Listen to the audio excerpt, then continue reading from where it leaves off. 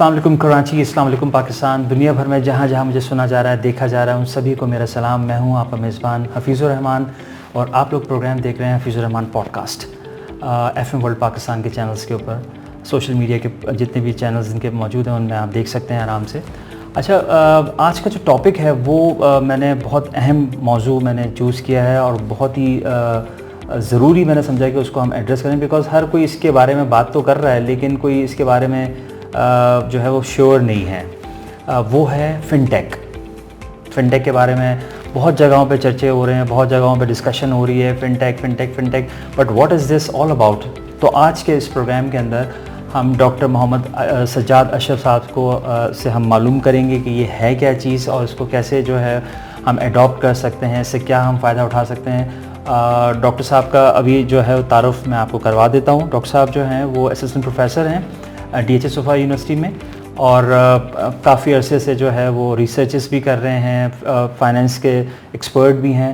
तो इनको मैंने इनवाइट किया है, आइए खुश आमदीद कहते हैं। डॉक्टर साहब अस्सलाम वालेकुम, कैसे हैं आप? खैरियत से? जी, वालेकुम अस्सलाम, बहुत बहुत शुक्रिया बुलाने का। थैंक यू, आपका तशरीफ़ आवरी का शुक्रिया डॉक्टर साहब, क्योंकि मैं चाह रहा था कि कोई एक्सपर्ट, कोई रेलेवेंट बंदा हो इस टॉपिक के ऊपर। तो मुझे अपने सोशल मीडिया कि जितने भी फ्रेंड्स थे उसमें मुझे आप ही अप्रोप्रिएट लगे, तो मैंने सोचा कि आपसे रिक्वेस्ट की जाए कि आप प्रोग्राम में आएँ और हमारे ऑडियंस और जितने भी सुनने वाले हैं, देखने वाले हैं, उनको कुछ फैज़ियात आपसे हासिल हो सके। डॉक्टर साहब थोड़ा सा बताइए कि ये पहले तो आप ना थोड़ा सा मुझे अगर मैं कहीं कमी बेशी मैंने कर दी, आप थोड़ा सा मुझे अपना बताइए कि क्या आपका करियर की जर्नी कैसी रही है प्लीज़।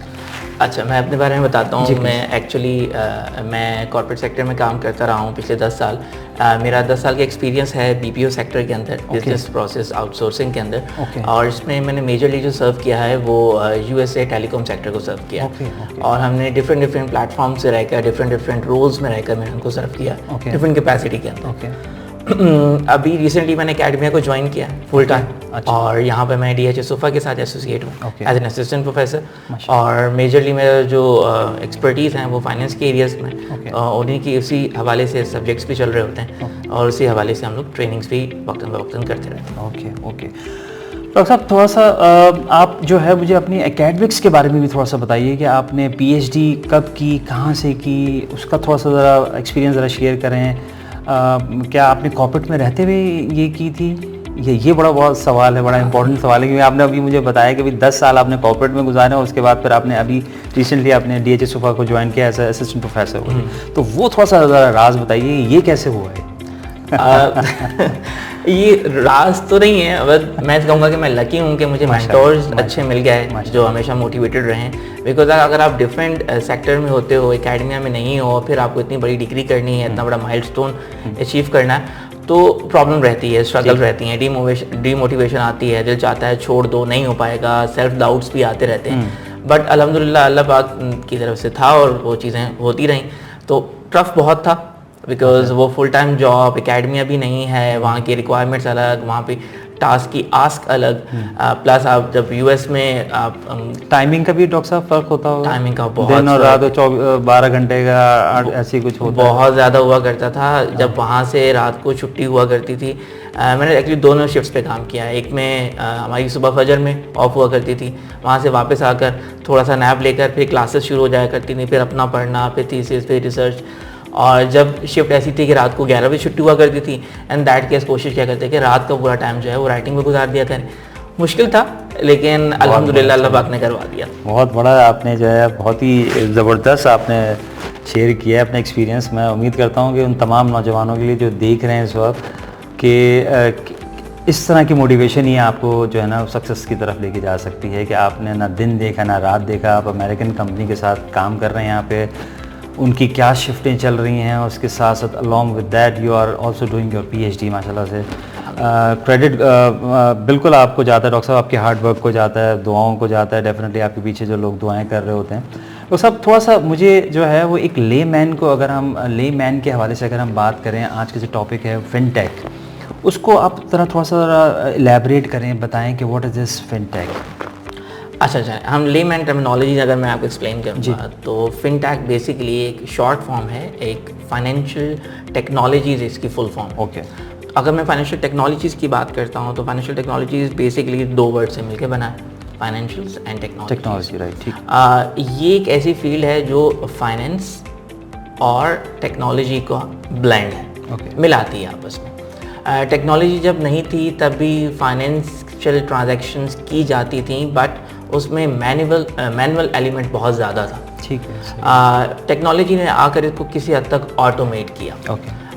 तो वही फाइनेंशियल ट्रांजैक्शंस को अगर ऑटोमेट किया with the help of technology, तो अब जो नई डोमेन हमारे पास बनती है, इसके लिए हम फाइनेंशियल टेक्नोलॉजीज़ का बड़े इस्तेमाल करते हैं। हर वो टेक्नोलॉजी जो फाइनेंशियल ट्रांजैक्शंस को कॉम्प्लीमेंट करने के लिए काम आए, इस्तेमाल हो, उन सबको एक बड़ी अम्ब्रेला के अंदर रखा जाता है। उस बड़ी अम्ब्रेला को कहा जाता है फाइनेंशियल टेक्नोलॉजीज़, यहाँ पे शॉर्ट फॉर्म में फिनटेक कहते हैं। इसको यूँ भी समझा जा सकता है, जैसे अब हम स्टूडियो में बैठे हुए हैं, अब हमारे पास सामने टेबल भी मौजूद है, हमारे पास चेयर्स भी मौजूद हैं। मैं चाहूँ तो उनको टेबल और चेयर कह सकता हूँ, बट इसके लिए कलेक्टिव वर्ड भी इस्तेमाल किया जाता है, और वो क्या है? फर्नीचर। इसी तरीके से फिनटेक इस कलेक्टिव नाउन है। इसके अंदर बहुत सारी डिफरेंट डोमेन्स आती हैं। इसमें मोबाइल एप्लीकेशंस आती हैं, इसमें ट्रेडिंग एप्लीकेशंस आती हैं, इसमें पोर्टल आते हैं फाइनेंशियल। ये सब कुछ इस डोमेन के अंदर आता है, इस अम्ब्रेला के अंदर आता है। ठीक है। तो अगर मैं एक वन लाइनर दूं तो किसी ज़माने में फाइनेंस से मुराद, जब भी फाइनेंस का वर्ड आता है हमारे जहन में क्या आता है? पैसा। बिल्कुल सही। पैसा या तो लिया जाता है या फिर दिया जाता है। बिल्कुल सही। लेने या देने की वजह अलग हो सकती है। हो सकता है मैं पैसा इसलिए ले रहा हूँ कि मैंने किसी को उधार दिया था, अब वापस ले रहा हूँ। हो सकता है मैं पैसे इसलिए रिसीव कर रहा हूँ क्योंकि मैंने बैंक से लोन लिया था, अप्रूव हुआ, वो मेरे पास आ गया। ठीक है। कोई भी वजह हो सकती है। हो सकता है मैंने कहीं इन्वेस्टमेंट की थी, उसका डिविडेंड या रिटर्न्स मेरे पास आ रहे हो। कोई भी वजह हो सकती है। अगर ये सारा का सारा फाइनेंस या पैसे का फ्लो, चाहे वो इनफ्लो हो चाहे वो आउटफ्लो हो, अगर वो डिजिटलाइज कर दिया जाए, कोई इसमें टेक्नोलॉजी अप्लाई कर दी जाए, कोई एप्लीकेशन इंट्रोड्यूस करवा दी जाए, कोई पोर्टल इंट्रोड्यूस करवा दिया जाए, तो अब जो नई चीज़ बनेगी वो फिनटेक बनेगी। राइट। ठीक है। डॉक्टर साहब, ये मुझे बताइए कि आप माशाल्लाह से बहुत अच्छी लीडिंग बिजनेस स्कूल में पढ़ा भी रहे हैं और आपको तजुर्बा है इस चीज़ का। आप मुझे बताइए कि क्या यूनिवर्सिटीज़ जो हैं उनके जो प्रोफेसर्स हैं, are they prepared, are they ready for this fintech word जो भी आया है? अच्छा, यहाँ पर मेरा ओपिनियन थोड़ा सा 50-50 रहेगा। वो इसलिए क्योंकि प्रिपेयर्ड तो कभी कोई नहीं होता। ठीक। क्योंकि एज अ टीचर हमें हमेशा नए चैलेंजेस को लेना होता है। इवन एक बेसिक सा रूल है एज अ टीचर्स के लिए, हमने अपने ज़माने में जो पढ़ा था, अगर हम वही क्लासरूम में आकर पढ़ा रहे हैं तो हम अपने प्रोफेशन से जस्टिस नहीं कर रहे हैं। बिकॉज हमने तब पढ़ा था इस दौर के लिए, और अब जो बच्चे पढ़ रहे हैं वो आने वाले दौर के लिए तैयार हो रहे हैं, और उस आने वाले दौर के चैलेंजेस डिफरेंट हो गए। बिल्कुल सही। तो उन चैलेंजेस के लिए तैयार करने के लिए जो ट्रेनर होगा, जो टीचर होगा, वो इक्विप्ड होना चाहिए, और वो सिर्फ एक ही तरीके से हो सकता है कि वो खुद को अपडेट करता रहे। ठीक है। फाइनेंस के एक्सपर्ट्स को फाइनेंस का पता है, उन्हें सिर्फ उन प्लेटफॉर्म्स को सीखना है जो इसको डिजिटलाइज करते हैं, and that's all, they will be ready. और ये इवन मैं स्टूडेंट्स को भी कहूँगा जो आज कोई भी डिग्री अपने लिए चूज़ कर रहे हैं, इस बात का ख्याल रखें। लेट्स सपोज आज हम बैठे हैं अगस्त 2025 के अंदर, बहुत जल्दी यूनिवर्सिटीज़ अपना फॉल सेमेस्टर इंट्रोड्यूस करने वाली है, अनाउंस करने वाली। तो अगर कोई बच्चा आज की तारीख में एडमिशन लेता है 4 इयर्स डिग्री प्रोग्राम के अंदर, तो फॉल 2025 वुड बी हिज और हर फर्स्ट सेमेस्टर। तो ये पास आउट कब होगा? ये लगेगा इसको 2025 पूरा, 26, 27, 28, 29, ये ईयर 2029 के स्प्रिंग में जाके कहीं पास आउट होता। अगर मैं फाइनेंशियल ईयर के हिसाब से बात करूं तो ये कहीं मार्केट में आएगा, ये बच्चा जो आज एडमिशन लेता है, ये मार्केट में आएगा ईयर 2029 के थर्ड या फोर्थ क्वार्टर के अंदर। ठीक है, बिल्कुल सही। ठीक, अगर इमीडिएटली उसे जॉब मिल जाती है तो, या फिर ऑलमोस्ट वो प्रैक्टिकली काम करना शुरू करेगा सही तौर पर 2030 में। आज बैठे हैं 2025 में, बच्चा तैयार करना है 2030 के लिए, तो ऑब्वियसली 2030 की चीज़ें बहुत डिफरेंट हो जाएगी। करेक्ट। ये बात शायद पिछले डेकेड पे उस तरह से एप्लीकेबल ना होती, लेकिन अभी एप्लीकेबल है। रीज़न क्या है? रीज़न ये है कि हम जिस एरा में इस वक्त ज़िंदा हैं, ये वो है जहाँ पर AI आ रहा है। ठीक है। और बहुत तेज़ी से ख़ुद को ग्रो कर रहा है। ठीक है। कॉर्पोरेट सेक्टर ने इसको अडॉप्ट किया, एब्जॉर्ब किया, एकेडमियाँ भी इसको एब्जॉर्ब कर रही है, चलती चली जा रही है। ठीक है। अब जब तक बच्चा तैयार होकर 2030 में मार्केट में उतरेगा, तब तक पूरा का पूरा स्टेटस को चेंज हो चुका होगा। अब तैयारी हमें 2030 के लिए करना है। ठीक है। उसके लिए ज़रूरी है फिनटेक, और फिनटेक के अलावा बाकी भी जो प्लेटफॉर्म्स हैं उस पर हमें हैंड्स ऑन होना होगा, as a trainer, as a teacher, as a mentor. Good, very good. Doctor साहब, मुझे थोड़ा सा ये बताइए कि स्टूडेंट्स, जैसे अभी मैं बात कर रहा था कि टीचर्स के हवाले से अभी हमने बात की, आपने बहुत अच्छा तफसीली आपने उसका जवाब दिया है, आपने गाइड किया है, टीचर्स के लिए भी बहुत अच्छा आपने रहनुमाई कर दी है। स्टूडेंट्स को अगर वो चाहें कि वो अच्छा जो है वो ग्रो करें, अच्छा इस प्रोग्राम के इस फिनटेक प्रोग्राम से फ़ायदा उठा सकें, वो अपने अंदर वो कौन सी ऐसी स्किल्स हैं जो ड्यूरिंग 4 इयर्स वो अपने अंदर डेवलप करें? सिंपल वन वर्ड आंसर ये होगा कि आपको एक्स्ट्रा माइल जाना होगा। ठीक, सही है। जहाँ पर आपको जो आपके बेंचमार्क सेट किए जा रहे हैं आपके एकेडमिक इंस्टीट्यूशन की तरफ से जी, वो बहुत ही बेसिक से होंगे। ठीक है। वो तो करना ही करना है। ठीक है। इस तरह के कंपेटिटिव वर्ल्ड में, इसका कट थ्रॉट कंपटीशन में सर्वाइवल का सिर्फ एक ही तरीका है, एक्स्ट्रा माइल जाएं, खुद पर इन्वेस्टमेंट करें, अपने साथ टाइम लगाएं। ठीक है। हर बंदे के साथ अल्लाह पाक ने कोई ना कोई एक एक्स फैक्टर लगा कर भेजा, वो ढूंढें उस 4 साल के अंदर। ठीक है। वो कैसे हो सकता है?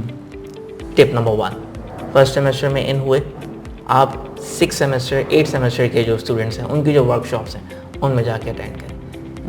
यूनिवर्सिटी के अंदर लगातार कहीं ना कहीं किसी न किसी वक्त पैरेलली सेशंस चल ही रहे होते हैं, जहाँ पर इंडस्ट्री एक्सपर्ट्स आते रहते हैं। ठीक। आपका एरिया ऑफ इंटरेस्ट वो है या नहीं? आपका मेजर फाइनेंस है, अब मार्केटिंग की वर्कशॉप्स अटेंड करें। ठीक है। आपका मार्केटिंग है, आप HR की, अब मैनेजमेंट की वर्कशॉप्स अटेंड करें। अपना एक्स फैक्टर ढूंढें, आपको किस चीज़ में मज़ा आ रहा है, आप किस चीज़ में अपना बेस्ट दे सकते हैं, वो एक्सप्लोर करें इन 4 सालों के अंदर।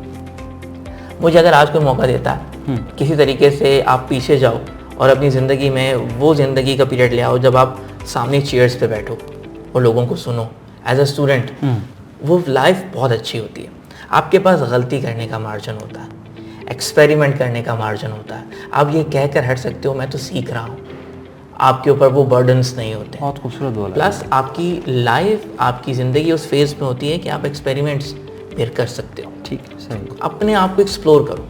बस एक याद रखिएगा बात कि ये सिर्फ स्टडीज़ के हवाले तक नहीं, बस ये इवन हर डोमेन पे ही एप्लीकेबल है। ठीक है। सिंपल रूल, मेक श्योर आपकी ज़िंदगी में 2 एक जैसे दिन ना आए। सही, बहुत कुछ भी करें 2 एक जैसे दिन नहीं आए। ठीक है। कल का दिन चाहे पिंच थोड़ा सा ही उससे बेहतर हो, लेकिन बहुत खूबसूरत बात बोली। अगर सेम भी है इट मीन्स आपकी प्रोग्रेस रुक गई है। ठीक, तो वो करते रहें, देखते रहें, आपको इंशाल्लाह अपना एक्स फैक्टर मिलेगा और आप ग्रो करेंगे। किन एरियाज पर फोकस करना है वो इंशाल्लाह अभी पॉडकास्ट आगे चलती है, उस पर डिस्कस करें। अच्छा डॉक्टर साहब, थोड़ा सा हम आगे ज़रा चलते हैं। हमारे पास जो है वो आजकल कुछ ऐसी रील्स भी बनती हुई नज़र आ रही होती हैं कि भाई आपने जो है वो क्या नाम है, आपने वो कर लिया है, अपना BS कर लिया है अकाउंटिंग एंड फाइनेंस, उसके या BCom किया हुआ है, तो उसके साथ कुछ शॉर्ट कोर्सेज़ वो बता रहे होते हैं। मैंने देखा है कि भाई अगर आपने ये शॉर्ट कोर्सेज़ कर लें तो आपकी सैलरी अच्छी हो जाएगी। क्योंकि तो उसमें मैंने ब्लॉकचेन को भी देखा है, मैंने पावर BI को भी मैंने देखा, बहुत ज़्यादा इसका जो है वो बहुत ज़्यादा डिस्कशन हो रहा है, एडवांस एक्सेल के अंदर बहुत ज़्यादा डिस्कशन हो रहा है। इसको आप किस तरीके से देख रहे हैं डॉक्टर साहब? इस तरह के जो शॉर्ट कोर्सेज़ हैं क्या रियली ये बहुत ज़रूरी हैं स्टूडेंट्स के लिए, टीचर्स के लिए, अपने आप को प्रिपेयर करने के लिए to address this fintech? Yes, बिल्कुल, इसके बगैर सर्वाइवल ही मौजूद नहीं है। इसकी एग्जांपल ये है कि आपको अगर कोई थीसिस लिखना है जी, तो लैपटॉप या कंप्यूटर या वर्ड चलाना आना पड़ेगा, उसके बगैर सर्वाइवल ही नहीं है। इसी तरीके से आपने ब्लॉकचेन की बात की, आपने BI की बात की, आपने एक्सेस की बात की, ये सारे के सारे वो टूल्स हैं जो डेटा को ज़बान देते हैं। ठीक। एक वर्ड हमारे यहाँ इस्तेमाल किया जाता है डेटा साइंटिस्ट के यहाँ कि डाटा में सब कुछ होता है पर डाटा बोल नहीं सकता। डेटा में सारी इन्फॉर्मेशन होती है बट डेटा की ज़बान नहीं होती।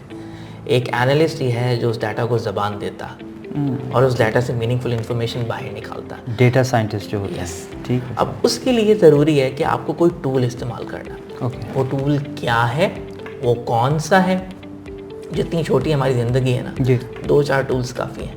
ठीक है। लेकिन टूल्स वो सीखें मैं टूल्स का रेकमेंड भी कर देता हूँ, लेकिन याद रखिएगा कुछ रूल्स हैं जो मुझे मेंटोर्स ने सिखाए हैं और मुझे लगता है वो काम भी करते हैं। और वो ये कि ज़िंदगी में कुछ भी सीखो ना, उसको इतना मास्टर कर लो कि उसमें कमाल कर जाओ। ठीक। और एक थोड़ा सा लाइटर नोट पर, जब आप किसी स्किल को इतना मास्टर कर लेते हो कि वो कमाल कर जाओ, तो कुछ अरसे बाद उस कमाल का काफ हट जाता है और सिर्फ क्या बात है, माल रह जाता है, बट मींस आपकी अर्निंग में कन्वर्ट हो जाता है। बहुत खूबसूरत बात बोली डॉक्टर साहब। ठीक, तो अच्छा अब बात आती है वो कौन से ऐसे टूल्स हैं जो ऐसे स्टूडेंट्स को जो कि फिनटेक में इंटरेस्टेड हैं उनको सीखने चाहिए। उनको ब्लॉकचेन के बारे में पता होना चाहिए, उनको BIs के बारे में पता होना चाहिए। क्या है मैं किसी हद तक बता देता हूँ। ब्लॉकचेन, अगर मैं लेमैन टर्मिनोलॉजी में बात करूँ, डाटा को सेफ रखने के लिए या स्टोर करने के लिए जो एक सिक्योर टेक्नोलॉजी बनाई गई है उसको हम ब्लॉकचेन कहते हैं। ब्लॉकचेन ये समझें कि छोटे छोटे बहुत सारे बॉक्सेस हैं और वो सारे इंटीग्रेटेड हैं और वो सब एक दूसरे का जुड़े हुए हैं और उनमें एक चेन बनी हुई है। इसे हम कहते हैं ब्लॉकचेन। राइट। इसको और ड्रिल डाउन करें तो क्या होता है, बात करते हैं उस सिंगल ब्लॉक की। ब्लॉकचेन में मौजूद जो हर ब्लॉक है वो बेसिकली एक डेटा पैक है। उसके अंदर 3 चीज़ें होती हैं। एक डाटा जो इनक्रिप्टेड होता है, जो दिखता नहीं है। ठीक है। नंबर 2 उसमें होता है उसका हर ब्लॉक का अपना एक हैश होता है। हैश क्या है? Hash just like a fingerprint जो हर उस बॉक्स के लिए बनाया जाता है। और तीसरी और आखिरी चीज़ उस बॉक्स के अंदर क्या होती है, अपने से पहले वाले बॉक्स का फिंगरप्रिंट या हैश। इस बेस पे क्या करता है, हर बॉक्स अपने साथ डेटा रख रहा है, अपनी उसकी यूनिक आइडेंटिटी है, प्लस वो अपने पड़ोसी का हैश भी अपने साथ रख रहा है। इट मीन्स वो अपनी पोजीशन भी आइडेंटिफाई कर चुका है।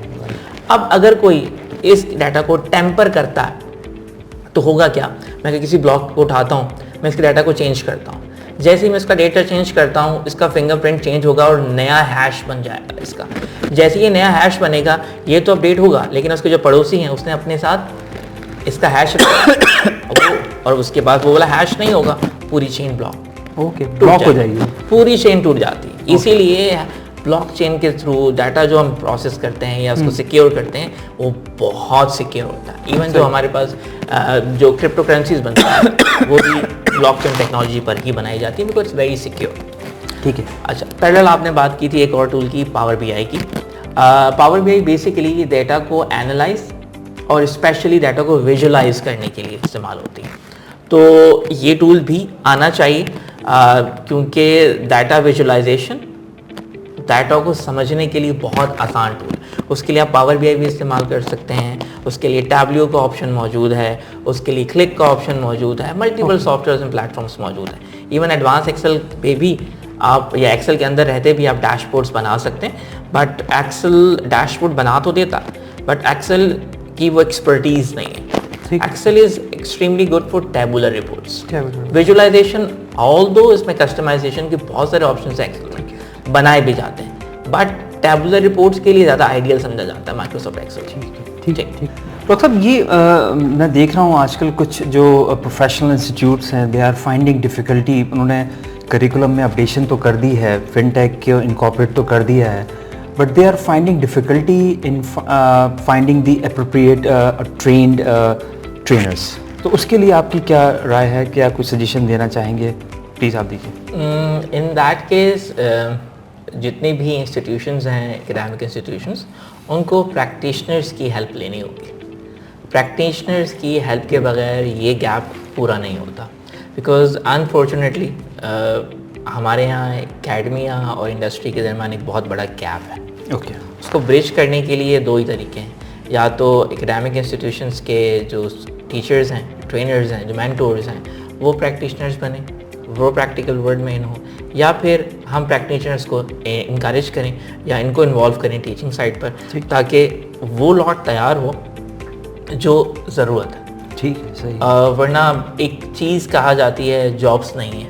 ठीक है, ये बात किसी हद तक ठीक है, बट नॉट 100%।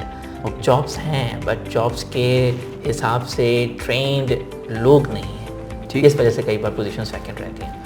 ठीक है, बेहतरीन, बहुत अच्छी एडवाइस है। मुझे उम्मीद है कि जो प्रोफेशनल इंस्टीट्यूट्स हैं वो इसको सोचेंगे कि इस बारे में कि जिस तरह से डॉक्टर साहब ने भी बताया कि किस तरीके से इसको इस गैप को फिलअप किया जाए।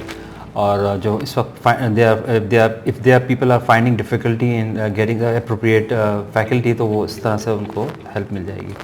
अच्छा डॉक्टर साहब, लास्ट एडवाइस अगर आप जो है वो स्टूडेंट्स को देना चाहें, बिकॉज आप यूनिवर्सिटी से आपका ताल्लुक़ है, आपका बहुत ही लीडिंग बिजनेस स्कूल के साथ आप ताल्लुक़ रखते हैं।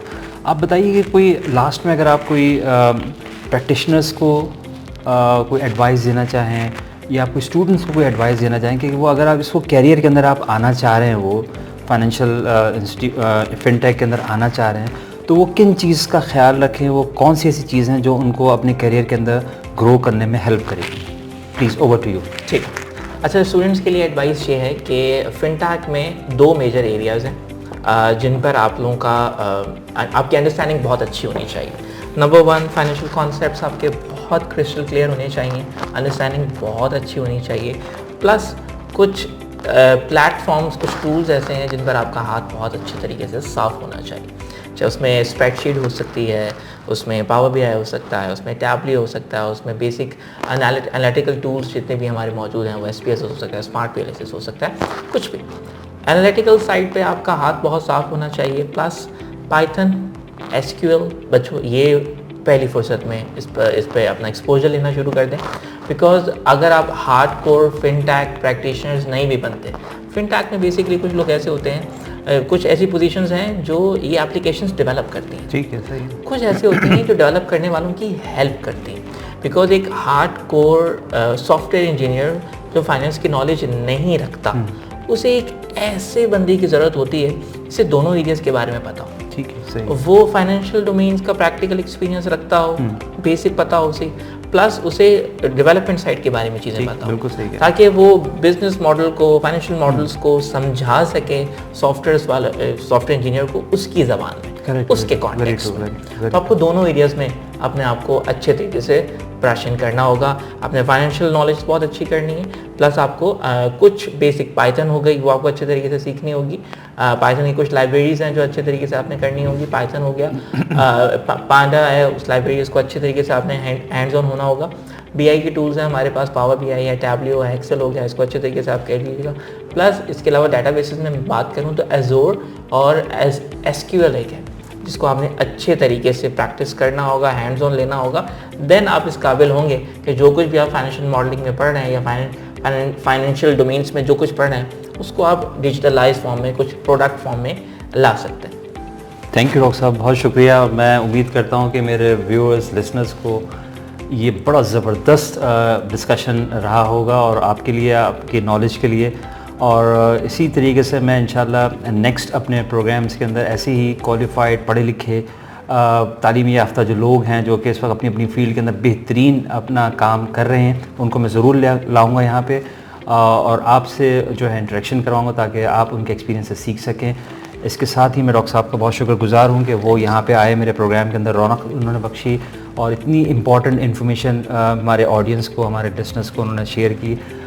इसके साथ ही मुझे इजाज़त दीजिए, अपने नए प्रोग्राम, नए गेस्ट के साथ फिर हाज़िर होंगे। उस वक्त तक के लिए इजाज़त दीजिए। पाकिस्तान जिंदाबाद। जिंदाबाद। Thank you.